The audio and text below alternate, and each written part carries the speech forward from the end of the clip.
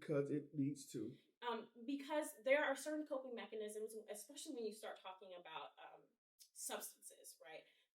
That you should not use to numb yourself for particular things. There is nothing wrong with drinking, and there is nothing wrong with legally ingesting marijuana, right? That's a big one. That because now you're allowed in some states to smoke, but using it to numb a response, usually psychologically, but sometimes physically, using those substances to numb whatever response that your body or your emotions is having is going to cause dependency.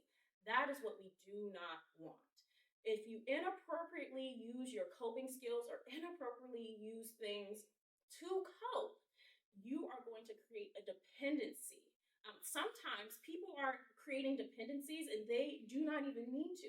There are prescription drugs that you can be prescribed and you will have a clinical dependency on said things. People with chronic pain know that what I'm talking about.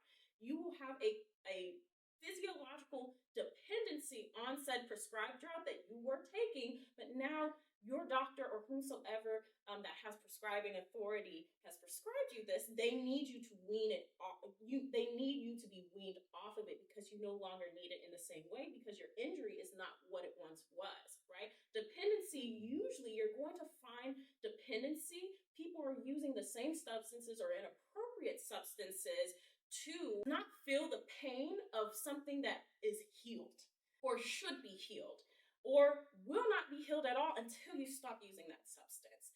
What you find with people that are dependent on, I'm going to say again, drugs and alcohol, especially when you start talking about psychological issues, they still are not healed appropriately from the things that have happened to them or the things that they are experiencing. And sometimes those substances can shield underlying causes or issues, undiagnosed ADHD, undiagnosed other mental health issues that are exacerbated, that are made worse because you are ingesting these substances.